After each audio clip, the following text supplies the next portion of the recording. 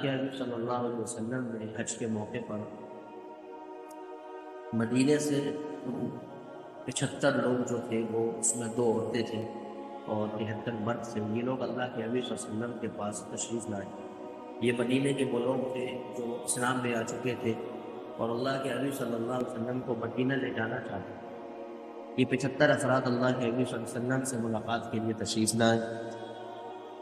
جمرۃ العقبہ پر اللہ کے حبیب صلی اللہ علیہ وسلم نے ان سے ملاقات کری اور آنے کا ان سے وعدہ کیا کہ ہم ضرور مدینہ تشریف لائیں. یہ حضرات چاہتے تھے کہ اللہ کے حبیب صلی اللہ علیہ وسلم جو ہے وہ ہمارے ساتھ ہی مدینہ چلیں، لیکن نبی علیہ السلام نے وعدہ کیا کہ ہم مدینہ ضرور تشریف لائیں گے. اس کے بعد یہ افراد مدینہ واپس لوٹے اور اللہ کے حبیب صلی اللہ علیہ وسلم نے ان افراد پر 12 لوگوں کو نقیب بنایا، ایک ذمہ دار نگراں. اللہ کے حبیب صلی اللہ علیہ وسلم نے 12 لوگوں کو ذمہ دار بنایا اور ہر قبیلے کا امیر مقرر کر کے ان کو واپس مدینہ بھیجا. اور اللہ کے حبیب صلی اللہ علیہ وسلم نے لوگوں سے کہا کہ آپ تمام لوگ دھیرے دھیرے کر کے مدینہ ہجرت کر رہے ہیں. تمام مسلمان دھیرے دھیرے مدینہ جانے لگے، ایک ایک کر کے 2 کر کے جو ہے وہ حضرات مدینہ چلے جاتے. اس طرح سارا مکہ مسلمانوں سے خالی ہو گیا اور عافیت کے ساتھ سکون کے ساتھ سارے حضرات جو مدینہ پہنچ گئے. اب اللہ کے حبیب صلی اللہ علیہ وسلم کی مدینہ جانے کی باری تھی. ابو بکر صدیق رضی اللہ تعالیٰ عنہ جانتے تھے کہ ہجرت کا جو حکم دیا گیا ہے وہ ضرور اللہ کے حبیب صلی اللہ علیہ وسلم اس پر عمل کریں گے اور ہم مدینہ جائیں گے. ابو بکر صدیق رضی اللہ تعالیٰ عنہ کی یہ تمنا تھی کہ اللہ کے حبیب صلی اللہ علیہ وسلم کے ساتھ ہجرت کا میں ساتھی ہوں. تو اللہ کے حبیب صلی اللہ علیہ وسلم کے گھر ابو بکر صدیق رضی اللہ تعالیٰ عنہ کے گھر حضور تشریف لائے. عبید کا وقت تھا اور فرمانے لگے ابو بکر ہجرت کا حکم دیا گیا ہے، ہم مدینہ چلیں گے. ابو بکر صدیق رضی اللہ تعالیٰ عنہ نے پہلے سے اس کی تیاری کر رکھی، 2 اونٹنیاں تیار کر رکھی کہ ہجرت کے لیے. ایک نبی علیہ السلام کی اونٹنی تھی، ایک خود کی اونٹنی تھی. اللہ کے حبیب صلی اللہ علیہ وسلم مدینہ جانے کا ارادہ ہی کر رہے تھے. وہاں دارالندوا کے اندر سارے کفار کی میٹنگ ہوئی. بڑے بڑے کفار، قریش کے سردار اور صنادید قریش، بڑے بڑے مکہ کے چودھری اکٹھا ہوئے اور انہوں نے یہ طے کیا کہ ہر قبیلے کے ایک شخص متعین کر لیں اور اللہ کے حبیب صلی اللہ علیہ وسلم کو قتل کریں. یعنی جب ہر قبیلے کا ایک شخص حضور کو قتل کرے گا تو کسی قبیلے سے لڑنے کی قریش کی ہمت نہیں، اور اللہ کے حبیب صلی اللہ علیہ وسلم کو قتل کریں گے تو یہ معاملہ جو دعوت کا آگے بڑھ رہا ہے دین پہ یہ ختم ہو جائے گا. اللہ کے حبیب صلی اللہ علیہ وسلم کے گھر کے بعد وہ حضرات جو حضور علیہ السلام کو قتل کرنے آئے تھے سارے کے سارے کھڑے ہوئے کہ جیسے اللہ کے حبیب صلی اللہ علیہ وسلم یہاں سے نکلیں گے اور ہم ان پر تلواروں کا وار کریں گے اور اللہ کے حبیب صلی اللہ علیہ وسلم قتل ہو جائیں گے. حضور کریم صلی اللہ علیہ وسلم نے اپنے بستر پر علی رضی اللہ عنہ کو سنایا، کیونکہ حضور کے پاس جو امانتیں تھیں ان امانتوں کو سپرد بھی کرنا تھا اور اللہ کے حبیب صلی اللہ علیہ وسلم کو ہجرت کر کے جانا بھی ہے. تو امانتیں سپرد کرنے کی ذمہ داری تھی وہ علی کو دی. اے علی، یہ امانتیں سپرد کر کے تم ہمارے پاس مدینہ چلے آنا. اللہ کے حبیب صلی اللہ علیہ وسلم نے اپنے بستر پر علی رضی اللہ تعالیٰ کو سنا دیا. ہر جو کفار مکہ کھڑے تھے وہ یہ سمجھ رہے تھے اندر تو اللہ کے حبیب صلی اللہ علیہ وسلم ہے، جیسے ہی وہ باہر نکلیں گے ہم ان پر حملہ کریں گے. اس وقت اللہ کے حبیب صلی اللہ علیہ وسلم پر وحی نازل ہوئی. قرآن میں آیت دیتے سورہ انفال کے اندر وَإِذْ يَمْكُرُ بِكَ الَّذِينَ كَفَرُوا لِيُصُدُّوكَ، کفاروں کی یہ تدبیر کرنی کہ وہ آپ کو قید کر لیں او یقتلوک، یا وہ آپ کو قتل کر لیں. اللہ فرماتے ہیں کفار یہ چاہتے ہیں کہ وہ آپ کو قید کر لیں یا آپ کو قتل کر لیں. قرآن کہتا ہے کہ اللہ تبارک و تعالیٰ فرماتے ہیں کہ اللہ نے بھی تدبیر کری، واللہ خیر الماکرین، اور اللہ تعالیٰ بہترین تدبیر کرنے والا. ایک طرف کفار کی تدبیر کہ حضور جیسے ہی گھر سے نکلیں گے ہم انہیں قتل کریں گے، ایک طرف اللہ تدبیر کرتا. ظاہر سی بات ہے اللہ کی تدبیر ساری تدبیروں پر غالب ہے. نبی علیہ السلام پر دوسری وحی نازل ہوئی سورہ یاسین کی آیت، اور یہ حکم دیا گیا کہ آپ ایک مٹھی اٹھائیں مٹی کی اور اس پر یہ چند آیت کریمہ پڑھیں. پڑھنے کے بعد یہ مٹھی کفار کی طرف پھینکی. اللہ کے حبیب صلی اللہ علیہ وسلم نے ریت اور مٹی اٹھائی، اس پر سورہ یاسین کی چند آیتیں پڑھی، اور وہ کفار جو باہر کھڑے تھے اللہ کے نبی صلی اللہ علیہ وسلم کے انتظار میں، ان کی طرف مٹی پھینکی تو چند لمحوں کے لیے ان کو دکھنا بند ہو گئے۔ ظاہر سی بات ہے، آنکھوں کے اندر جو بصارت اور آنکھوں کے اندر جو روشنی اور بینائی ہے وہ تو اللہ کے حکم کی تابع ہے۔ آنکھیں تو مخلوق ہیں، اور آنکھوں کے اندر جو روشنائی وہ اللہ نے عطا کر رکھی ہے، تو اس وقت اللہ تبارک و تعالیٰ نے وہ بینائی اور وہ روشنی ان کی آنکھوں سے واپس کی، ان کو دکھے نہیں، اور اللہ کے حبیب صلی اللہ علیہ وسلم سارے لوگوں کے بیچ میں سے نکل کر باہر چلے گئے، ان کو معلوم نہیں۔ جب ان کی روشنی اور بینائی واپس آئی تو وہ سمجھے کہ حضور تو گھر کے اندر ہے، ابھی نکلے نہیں ہیں۔ اللہ کے حبیب صلی اللہ علیہ وسلم کے بستر پر تو علی سو رہے۔ اللہ کے حبیب صلی اللہ علیہ وسلم ابو بکر صدیق رضی اللہ تعالیٰ عنہ کے پاس پہنچے، اور وہ جو اٹھنی تیار تھی ان پر تشریف آور ہوئے، تشریف رکھی، اور اس کے بعد آپ غار ثور کی طرف چلے۔ غار ثور پہنچے، اللہ کے حبیب صلی اللہ علیہ وسلم اور ابو بکر صدیق رضی اللہ تعالیٰ عنہ غار ثور کے اندر 3 دن رہے۔ اگر دشمنوں نے ہمیں دیکھ لیا اور دشمن ہم پر غالب آ گئے تو یقیناً ہمیں قتل کریں گے۔ اللہ کے حبیب صلی اللہ علیہ وسلم اور ابو بکر صدیق غار ثور 3 دن رہے۔ وہاں ابو بکر صدیق رضی اللہ تعالیٰ عنہ بنانے لگے، ڈرنے لگے، تو اللہ تبارک و تعالیٰ پر وحی نازل ہوئی، وَلَا تَحْزَنْ إِنَّ اللَّهَ مَعَنَا، اے ابو بکر ڈرو نہیں، اللہ تعالیٰ ہمارے ساتھ ہے۔ 3 دن رہے، دشمن دیکھ نہیں پائے۔ 3 دن کے بعد اللہ کے حبیب صلی اللہ علیہ وسلم غار ثور سے نکلے اور مدینہ کے سفر پر شروع گامزن ہوئے۔ اب یہاں جو میٹنگ ہوئی تھی دار الندوہ کے اندر، اس میٹنگ میں تو یہ طے ہوا تھا کہ حضور کو ہم قتل کریں، لیکن اللہ کے حبیب صلی اللہ علیہ وسلم تو نکل گئے، اور علی حضور کے بستر پر آغا فرما، تو وہ سارے جو کھڑے تھے باہر حضور کو قتل کرنا چاہتے تھے، انہوں نے اللہ کے حبیب صلی اللہ علیہ وسلم کے گھر کا دروازہ کھولا، دیکھا کہ بستر پر حضور نہیں ہے بلکہ علی ہے۔ علی کو اٹھایا، فرمایا نبی کہاں ہے یہاں سے؟ فرمایا مجھے معلوم نہیں ہے۔ علی کو تو قتل کر نہیں سکتے تھے، اللہ کے حبیب صلی اللہ علیہ وسلم ہی نشانے پر تھے، اس لیے علی کو چھوڑ دیے، اور حضور یہ کہہ گئے تھے علی سے کہ علی امانت سپرد کر کر مدینہ آ۔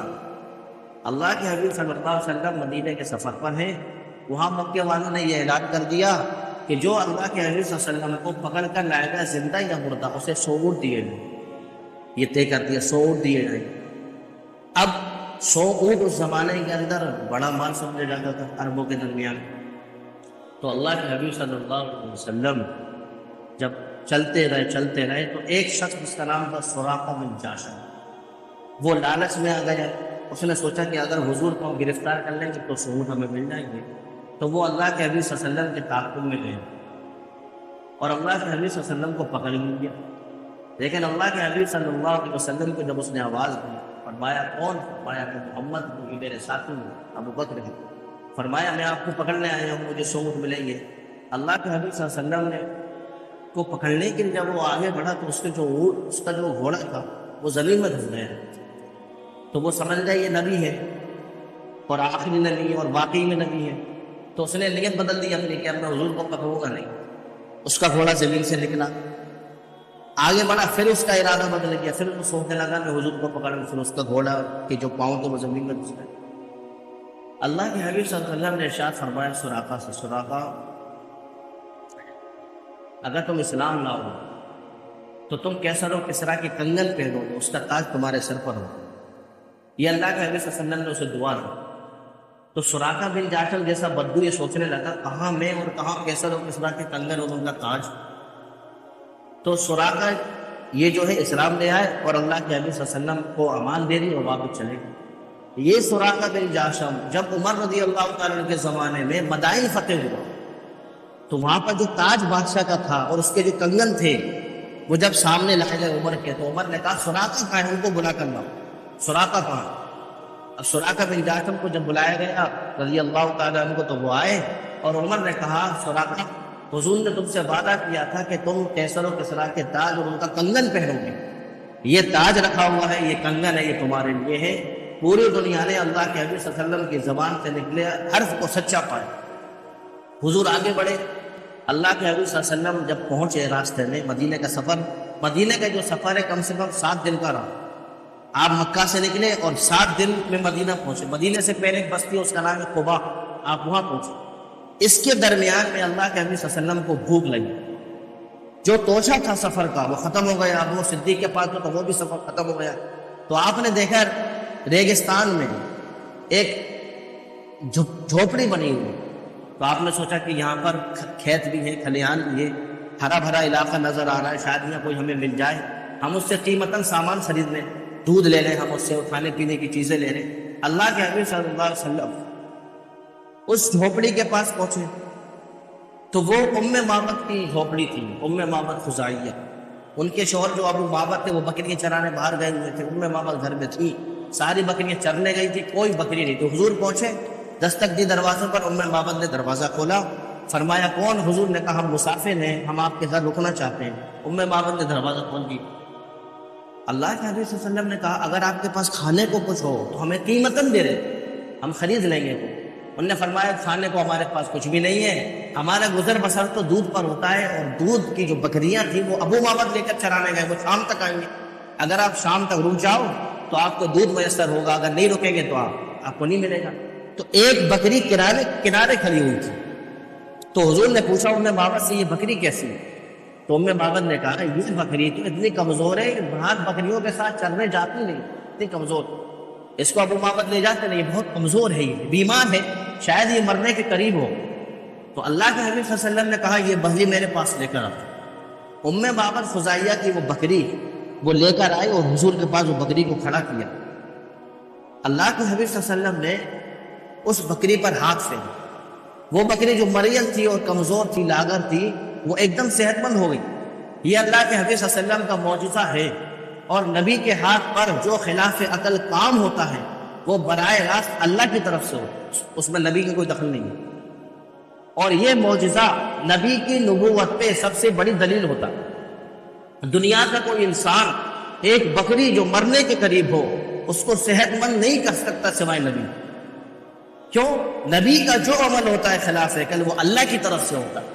وہ بکری صحت مند ہوئی، اس کے تھن دودھ سے بھرے، اللہ کے حبیب صلی اللہ علیہ وسلم نے برتن منگایا، دودھ نکالا، سارے گھر کے برتن دودھ سے بھر گئے، اتنا دودھ اس بکری نے دیا۔ کیوں؟ اللہ کے حبیب صلی اللہ علیہ وسلم کا جو ہاتھ تھا برکت والا وہ بکری کو لگ چکا تھا۔ آپ نے دودھ پیا، ابو بکر کو پلایا، ام معبد کو پلایا، اور سارے برتن بھرنے کے بعد کہا ابو معبد اگر گھر پر آئیں گے تو میرا سلام کہنا ان سے۔ آپ آگے چلے، اب رات میں ابو معبد آئے، جب دودھ کے برتن بھرے ہوئے دیکھے تو ام معبد سے پوچھا کہ یہ دودھ کہاں سے آیا؟ فرمایا کوئی مسافر آئے تھے، 2 لوگ تھے۔ تو ابو معبد نے کہا کون تھا؟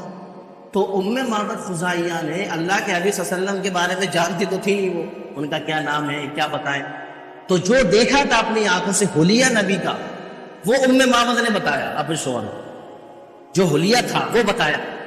فرمایا کیسے تھے؟ کہ ایک شخص آئے، گھر کے اندر داخل ہوئے، ان کا چہرہ بہت نورانی تھا، ان کی آنکھیں سرمگی تھیں، ان کی ناک لمبی تھی، دانتوں سے جو روشنی نکلتی تھی وہ دیواروں پر پڑتی، اور جب وہ سکون اختیار کرتے تو ان کے اندر وقار پیدا ہو، جب وہ گفتگو کرتے تو ایسا لگتا کہ گفتگو کے اندر موتی اپنے ہاتھ سے پرو رہے ہیں، اور ان کے جو ساتھی تھے وہ ان کی ہر آواز پر لبیک کہتے، اتنے اچھے تھے، اتنے اچھے تھے۔ ام معبد کہتی ہے کہ میں ان کا حلیہ انہی الفاظ میں بیان کر سکتی ہوں، اس سے زیادہ بھی وہ اچھے تھے۔ ان کو دور سے دیکھا جائے تو اور اچھے، اگر وہ قریب سے آئے تو اور اچھے تھے۔ ان کی جسم کی بناوٹ ایسی تھی کہ جسم کی بناوٹ میں نے کبھی زندگی میں کسی کے نہیں دیکھی۔ ان کے اندر ہر وہ عیب ختم ہو چکا تھا جو انسان کے اندر نقص نکال دے، ان کے اندر ہر وہ خوبی تھی جو کسی کے اندر ہونی چاہیے انسان کے اندر۔ یہ سارا حلیہ ام معبد نے اپنے شوہر کو بتایا۔ ابو معبد کہنے لگے کہ آخری نبی ہے جو سرزمین عرب کے اندر قریش کے درمیان تشریف لائے، اللہ تعالیٰ مجھے ان سے ملوائے۔ حضور آگے بڑھے، اللہ کے حبیب صلی اللہ علیہ وسلم 7 دن کے سفر کے بعد قباء پہنچے۔ قباء میں ایک قبیلہ تھا، ان کے سردار کے گھر آپ نے قیام کیا۔ مسجد قباء جو آج بنی ہوئی ہے یہ سب سے پہلی مسجد قباء، ایک محلے کا نام، مدینے سے چند میل فاصلے پر ایک قباء پہلے پڑتا ہے۔ وہاں مدینے کے لوگ انتظار میں کہ اللہ کے حبیب صلی اللہ علیہ وسلم تشریف لا رہے ہیں، پورا محلہ انتظار میں، عورتیں چھتوں پر چڑھی ہوئی ہیں، بچے نئے کپڑے پہنے ہوئے، اللہ کے حبیب صلی اللہ علیہ وسلم تشریف لا رہے ہیں۔ روزانہ صبح نکل جاتا پورا محلہ مدینے کی سڑک پر کھڑا ہو جاتا کہ حضور یہاں سے آئیں گے، اور جب دوپہر ہو جاتی حضور تو 7 دن لگے، جب دوپہر ہو جاتی دھوپ ہو جاتی تو واپس چلے جاتے، پھر شام ہوتی پھر سارا محلہ مدینے کی سڑک پہ حضور آنے والے، ہر آنکھ منتظر نبی کی، ہر بچے کے ہاتھ میں، ہر بچے کے زبان پر یہ کہ اللہ کے نبی صلی اللہ علیہ وسلم آنے والے، تشریف لانے والے، پورے انصار و مہاجر مل کر 1000 کے افراد پورے اللہ کے نبی صلی اللہ علیہ وسلم کے منتظر ہیں مدینے کی سرحد۔ اب چونکہ حضور تو مسجد قباء محل قباء میں رکے ہوئے ہیں، وہاں پر آپ 5 دن 15 دن یا 25 دن رکے، 25 دن آپ رکے۔ جب وہاں سے جانے لگے تو وہاں کے لوگوں نے کہا حضرت ہم سے کوئی غلطی ہوئی آپ یہاں سے جا رہے ہیں؟ فرمایا غلطی نہیں ہوئی، لیکن مجھے حکم دیا گیا ہے ایسی بستی کی طرف ہجرت کرنے کا جو ساری بستیوں پر غالب ہو۔ آپ کو حکم دیا گیا تھا مدینے کا، تو آپ جیسی مدینے کی طرف پہنچے، مدینہ چند میل کے فاصلے پر، سارے لوگ صبح سے ہی منتظر اللہ کے حبیب صلی اللہ علیہ وسلم کے۔ جب 9 بج گیا، 10 بج گیا، چاشت کا وقت ہو گیا تو حضور سب لوگ جانے لگے، دھوپ تیز ہو گئی۔ ایک یہودی آدمی اپنے باغ پر چڑھا ہوا تھا، ایک یہودی، اس نے کہا یا معاشر العرب، اے عربو تم کہاں جا رہے ہو؟ جس کا تم انتظار کر رہے تھے وہ دیکھو سامنے سے آ رہا ہے۔ تو اللہ کے حبیب صلی اللہ علیہ وسلم اور ابو بکر صدیق سامنے سے آ رہے تھے۔ اب پورا مدینہ اللہ کے حبیب صلی اللہ علیہ وسلم کے استقبال کے لیے، پورا محلہ خوش، پورا محلہ اللہ کے حبیب صلی اللہ علیہ وسلم کے ساتھ انصار و مہاجر نوجوانوں کا پورا قافلہ، سارے لوگ اللہ کے حبیب صلی اللہ علیہ وسلم کی آمد کے منتظر تھے اور اپنی زبان پر نغمے گا رہے تھے، طلع البدر علینا، طلع البدر علینا، کہ ہم پر ایک چاند طلوع ہوا ہے، من ثنیات الوداع، وداع کی گھاٹیوں سے۔ تو سارے لوگ نغمے گا رہے ہیں۔ اللہ کے حبیب صلی اللہ علیہ وسلم مدینے میں آئے، سب نے کہا حضور علیہ السلام آپ ہمارے گھر تشریف رکھیں، آپ ہمارے گھر تشریف رکھیں، آپ ہمارے گھر۔ سب اونٹنی کی آپ نکل پکڑ رہے سب لوگ۔ اللہ نے فرمایا، اللہ کے حبیب نے فرمایا خلوہا، اس اونٹنی جو آپ جس پر سوار تھے قصوہ پر، آپ نے فرمایا اس کو چھوڑ دو، فإنها مامورۃ، اس کو حکم دیا گیا ہے جہاں اللہ چاہیں گے وہاں یہ رکے۔ ابو ایوب انصاری جو تھے رضی اللہ تعالیٰ عنہ، ان کے گھر کے سامنے وہ اونٹنی رک گئی۔ اب ابو ایوب انصاری تو بڑے خوش نصیب ہو گئے۔ اللہ کے حبیب صلی اللہ علیہ وسلم فرمایا یہ گھر کس کا ہے؟ فرمایا ابو ایوب انصاری کا۔ فرمایا ہم اس گھر میں قیام کریں گے۔ نبی علیہ الصلوۃ والسلام اترے۔ ابو ایوب انصاری کی 2 منزلیں تھیں، ایک اوپر کا کمرہ ایک نیچے کا۔ نبی علیہ الصلوۃ والسلام نے ارادہ کیا کہ ابو ایوب انصاری کے گھر میں ہم قیام کریں گے، تو ابو ایوب انصاری کہنے لگے اللہ کے حبیب آپ اوپر والے کمرے میں قیام کریں، ہم نیچے کریں گے، آپ اعلیٰ ہیں، عرفہ ہے، آپ نیچے رہیں گے، یہ آپ کے خلاف، ادب کے خلاف ہے۔ فرمایا دیکھو بھائی، ابو ایوب انصاری سے فرمایا میرے پاس ہزاروں لوگ روزانہ ملاقات کے لیے آئیں گے، تم پریشان ہو، اس لیے مجھے نیچے کا کمرہ دو، تم اوپر قیام کرو۔ اللہ کے حبیب صلی اللہ علیہ وسلم ابو ایوب انصاری کے مکان میں رہنے لگے۔ 7 مہینے آپ نے وہاں قیام کیا۔ اس کے بعد کیا کیا آپ نے، ذرا غور کرو۔ پھر آپ نے پوچھا یہ جو ابو ایوب انصاری کے مکان کے بغل میں زمین پڑی، 10,000 اسکوائر فٹ کی زمین جو کھیت پڑا وہ کس کا ہے؟ کسی نے کہا حضرت یہ 2 یتیم بچوں کا ہے۔ فرمایا ان کو بلا کر لاؤ۔ 2 یتیم بچے آئے، اللہ کے حبیب صلی اللہ علیہ وسلم نے فرمایا ہم آپ کی زمین قیمتاً اس لیے لے رہے ہیں تاکہ ہم یہاں پر مسجد کا قیام کریں۔ 100 لمبائی 100 بائی 100 کی زمین، 10,000 اسکوائر فٹ۔ یتیموں نے کہا حضرت ساری زمین آپ کی ہے مدینے کی۔ یتیم بچے کہہ رہے ہیں آپ کو یہ زمین ہدیہ ہے، آپ دین کے کام کے لیے استعمال کر رہے ہیں، اس کو آپ لے رہے ہیں اسے۔ فرمایا نہیں، میں قیمتاً اس کی قیمت ضرور دوں گا۔ ابو بکر صدیق رضی اللہ تعالیٰ عنہ اس زمین کی قیمت دی، 2 یتیم بچوں سے زمین خریدی، سب سے پہلی مسجد کا قیام شروع ہو گئی۔ مسلمانی علاقے کے اندر جہاں مسجد نہیں وہاں دین کا کوئی اعتبار نہیں۔ مسجد اسلام کی بنیاد، مسجد اسلام کا مضبوط قلعہ۔ مسجد صرف نمازوں کے لیے نہیں ہوتی، مسجد میں ذکر تسبیح نہیں، مسجد میں تلاوت نہیں، یہ تو بنیادی چیز ہے اسلام۔ اللہ کے حبیب صلی اللہ علیہ وسلم نے جو مسجد قائم کی تھی، ایک طرف وہاں ذکر اور تلاوت کے حلقے لگتے تھے، دوسری طرف محلے کے اندر غریب کون ہے اس کے یہاں راشن پہنچانے کی ذمہ داری تھی۔ مسجد کے اندر اگر ہمیں خطوط روانہ کرنا ہے بادشاہوں کو تو مسجد کے اندر سے لکھے جاتے، اگر ہمیں کسی کی مزاج پرسی کرنا ہے تو مسجد کے اندر مشورے ہوتے تھے۔ مسجد بنیاد ہے اسلام کی اور مسلمانوں کا دل ہے۔ جس علاقے کے اندر مسلمان مسجدوں سے دور ہوئے ان کی شناخت تبدیل کر دی۔ جب جب مسلمانوں نے اپنی مسجدوں کے ساتھ ڈھیلا رویہ اختیار کیا، مسجدوں کی فکر نہیں، مسجدوں میں آنے کا مزاج نہیں، مسجد سے تعلق نہیں، اللہ تبارک و تعالیٰ نے وہاں کے مسلمانوں کو ذلیل کیا۔ پورا ہریانہ اٹھا کر آپ دیکھ لیں، اس علاقہ پنجاب کا علاقہ آپ دیکھ لیں، آج وہاں کی مسجدوں میں گائے بنی ہوئی ہیں، بھینسیں بنی ہوئی ہیں۔ کیوں؟ مسلمان کا تعلق جب مسجد سے ٹوٹے گا اللہ تعالیٰ اسے ذلیل و رسوا کرے گا۔ اللہ کے حبیب صلی اللہ علیہ وسلم نے مسجد نبوی کی بنیاد رکھی، یہاں تک کہ اگر کسی لشکر کو روانہ کرنا ہوتا تو حضور مسجد نبوی کے سین میں لشکر کو کھڑا کرتے اور کہتے ہیں کہ اس میں سب سے زیادہ بہادر کون ہے، اور بہادر نکلتا، حضور کہتے ہیں اور کون ہے، ایک شخص بہادر نکلتے اور آپس میں اللہ کے حبیب صلی اللہ علیہ وسلم کے سامنے اپنی جنگی مہارت دکھلاتے مسجد کے سین کے اندر۔ جہاں وہ مسجد لوگوں کے لیے تبلیغ کا مرکز تھی، وہاں وہ مسجد دین تعلیم سے لوگوں کو آراستہ کرنے کا سب سے بڑا ذریعہ تھا۔ اسی مسجد کے کنارے میں ایک جگہ حضور نے متعین کر دی جسے کہتے ہیں صفہ کا چبوترا، جہاں پر مہاجر اللہ کے حبیب صلی اللہ علیہ وسلم کے پاس بیٹھتے، ان سے علم حاصل کرتے، اور رات میں یہی مسجد کا کنارہ اور چبوترا ان کے لیے آرام گاہ بنا۔ مہاجر آتے، انصار آتے۔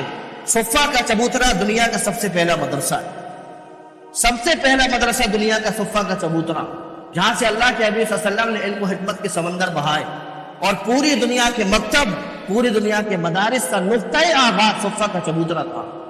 اللہ کے حبیب صلی اللہ علیہ وسلم نے مسجد جب بنانا شروع کری، 12 دن کے عرصے میں مسجد بنی، مسجد 12 دن کے عرصے۔ اللہ کے حبیب صلی اللہ علیہ وسلم نے مسجد کا صرف سنگ بنیاد نہیں رکھا کہ آپ سنگ بنیاد رکھنے مسجد کے چلے گئے پھر گھر میں جا کر آپ بیٹھ گئے، فرمایا نہیں میں بھی تمہاری طرح کام کروں گا۔ اللہ کے حبیب صلی اللہ علیہ وسلم اپنے کندھے پہ پتھر رکھ کر اٹھا کر لاتے۔ چچا کہتے عباس حضرت کیا کر رہے ہیں، حمزہ کہتے آپ کیا کر رہے ہیں، آپ بیٹے ہم کر لیں گے۔ فرمایا نہیں، کام میں جس طرح تمہیں اجر کی ضرورت ہے اسی طرح مجھے بھی اجر ثواب کی ضرورت ہے۔ اللہ کے حبیب صلی اللہ علیہ وسلم نے اپنے صحابہ کے ساتھ مل کر جس طرح صحابہ نے کام کیا اسی طرح حضور علیہ السلام نے کام کر کر مسجد کی تعمیر کری۔ یہ مسجد نبوی تیار ہوئی 12 دن کے اندر بن کر۔ کچا فرش، کچی چھت، کھجوروں کی چھال اوپر، تنوں سے فرش کو صحیح کیا گیا، مٹی ہٹائی گئی۔ اللہ کے حبیب صلی اللہ علیہ وسلم نے مسجد کی بنیاد رکھی، اس لیے یہ سنت قرار پائی گئی جہاں مسلمانی کالونی اور مسلمانی محلے ہوں وہاں آپ پلاٹنگ کرنے سے پہلے مسجد کی جگہ متعین کریں۔ اگر وہاں مسجد بنی اور وہاں پر مسجد کا قیام ہوا تو مسلمانوں کی شناخت باقی رہے گی، ورنہ مسجد جہاں نہیں ہے اس علاقوں کے آپ حال اٹھا کر دیکھ لیں، لوگ جمعہ پڑھنے بھی نہیں جاتے شہر کے، حالانکہ گاؤں والوں پر جمعہ نہیں ہے، لیکن جو گاؤں والے شہر سے متصل لیتے ہیں وہ جمعہ پڑھنے کے لیے جامع مسجد آئیں، شہر کے اندر آئی ہیں، لیکن وہاں کے لوگ نہیں آتے۔ کوئی گاؤں اور کوئی قریہ آپ دکھا نہیں سکتے جہاں جماعت سے نماز ہوتی ہے، کوئی نہیں پڑھتا، کیوں؟ مسجد نہیں ہے وہاں، مصلی نہیں ہے وہاں۔ اللہ کے حبیب صلی اللہ علیہ وسلم نے مسجد کا قیام کیا، ان یتیموں کو قیمت دی۔ اللہ کے حبیب صلی اللہ علیہ وسلم نے جو مدینے کی یہ بنیاد رکھی، یہ بنیاد اگرچہ 10 سالہ زندگی پر محیط ہے لیکن اس نے اسلامی نظم و نسق کا بڑا شاندار فیصلہ کیا۔ اب یہیں سے سارے مسئلے شروع ہوئے۔ اللہ کے حبیب صلی اللہ علیہ وسلم نے سب سے پہلے جو انصار مکہ چھوڑ کر آ گئے تھے، مہاجر مکہ چھوڑ کر آ گئے تھے، اور جو مدینے میں رہنے والے انصار تھے ان کے درمیان مواخات کرائی۔ اگر کسی کے پاس 1-2 باغ ہیں تو آپ نے کہا اے انصار تم اپنے مہاجر بھائی کا 1 باغ دو۔ اگر کسی کی 2 بیویاں ہیں تو ایک انصار نے طلاق دی، مہاجر سے اس کا نکاح کرایا۔ جس طرح ہمارے پاس زمین ہے، اسباب وسائل ہیں، ہمارے جو بھائی ہے مہاجر ان کو بھی اتنا ہی حصہ دیا جائے۔ یہاں تک کہ روایتوں میں آتا ہے کہ وراثت کے اندر بھی انصار کی وراثت میں مہاجر شریک ہونے لگے۔ بعد میں یہ وراثت کا قانون بدل دیا، لیکن اتنی محبت اللہ کے حبیب صلی اللہ علیہ وسلم نے انصار و مہاجر میں کرائی، اتنی محبت، مواخات کرائی، ایک دوسرے سے محبت کرائی۔ ایک قبیلے بڑے یہودیوں کے اوس اور خزرج وہ اسلام لے آئے۔ اللہ کے حبیب صلی اللہ علیہ وسلم نے دونوں کو بتایا کہ اسلام لانے کے بعد زمانے جاہلیت جیسے کام نہیں کرنا، اسلام لانے کے بعد کوئی ایسی حرکت نہیں کرنا جو جہالت کا پیش خیمہ ہو۔ اس لیے اللہ کے حبیب صلی اللہ علیہ وسلم نے وہاں مواخات کرائی، کیونکہ مدینے کے لیے یہ بنیادی چیز تھی، ایک دوسرے کا ساتھ دینا، غم خواری کے اندر شریک رہنا، غم گسار ایک دوسرے کا بننا، ایک دوسرے کے دکھ میں سکھ میں شریک رہنا، یہ اللہ کے حبیب صلی اللہ علیہ وسلم نے وہاں مواخات کرائی۔ پھر آپ نے میثاق مدینہ کے نام سے ایک خط تیار کیا، جو اطراف میں کفار رہتے ہیں، یہودی رہتے ہیں، نصارہ رہتے ہیں، ان سے کہا اگر مدینے پہ کوئی حملہ کرے گا تو ہم مل کر اس کا دفاع کریں گے، ہم ایک دوسرے سے اختلاف نہیں کریں گے. اس کو بولتے ہیں میثاق مدینہ. اللہ کے حبیب صلی اللہ علیہ وسلم نے موافقت کی اور یہود اور نصارہ سے ایک سخت عہد و پیمان کیا جس کو میثاق مدینہ کہتے ہیں. یہ اللہ کے حبیب صلی اللہ علیہ وسلم کی ہجرت تھی مدینے کی. اللہ کے حبیب صلی اللہ علیہ وسلم نے حج کے موقع پر مدینے سے 75 لوگ جو تھے وہ اس میں